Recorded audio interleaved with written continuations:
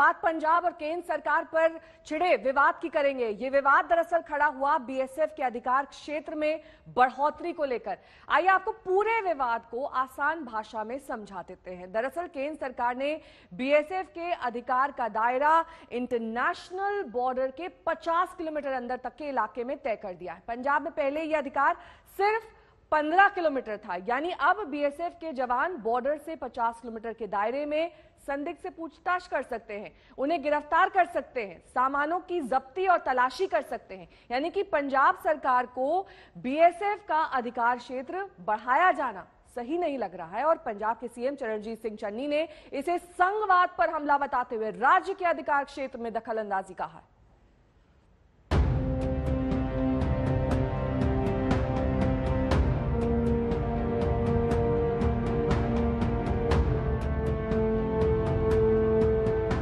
पाकिस्तान और बांग्लादेश से सटी हमारे मुल्क की अंतर्राष्ट्रीय सरहदों की हिफाजत में जुटे देश के एक अहम पैरामिलिट्री फोर्स बीएसएफ को मिली है नई ताकत।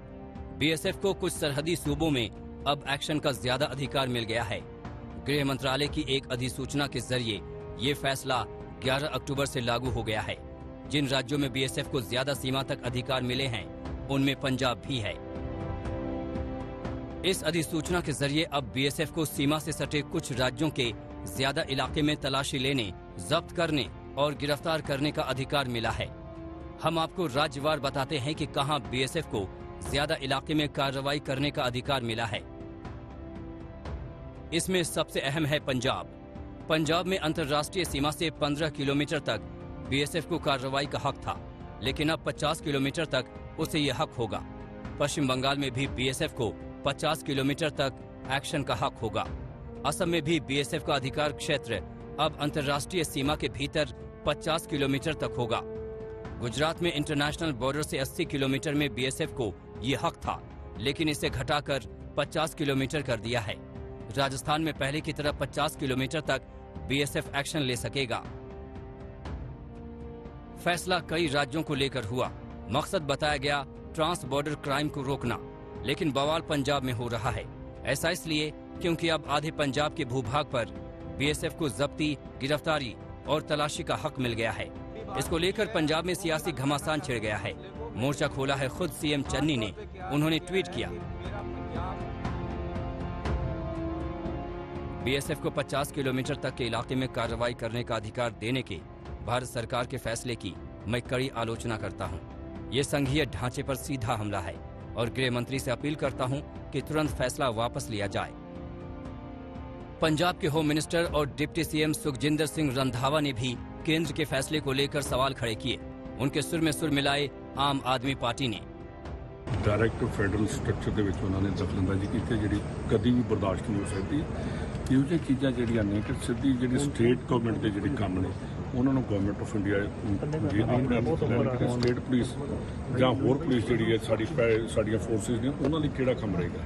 ਇਹ ਰਾਜਾਂ ਦੇ ਜਿਹੜੇ ਅਧਿਕਾਰਾਂ ਦੇ ਡਾਕਾ ਹੈ, ਅਸੀਂ ਇਹਦਾ ਪੁਰਜੋਰ ਵਿਰੋਧ ਕਰਦੇ ਹਾਂ ਔਰ ਮੰਗ ਕਰਦੇ ਹਾਂ ਕਿ ਕੇਂਦਰ ਸਰਕਾਰ ਇਸ ਤੁਗਲਕੀ ਫੈਸਲੇ ਨੂੰ ਵਾਪਸ ਲਵੇ ਤਾਂ ਕਿ ਪੰਜਾਬ ਦੇ ਲੋਕਾਂ ਦੇ ਵਿੱਚ ਕੁਝ ਆਪਣਾਤਾ, ਕੁਝ ਪਿਆਰ ਦਾ ਸੁਨੇਹਾ ਜਾਵੇ और अपन देश ਨੂੰ ਅੱਗੇ ਲੈ ਕੇ ਚੱਲੀਏ।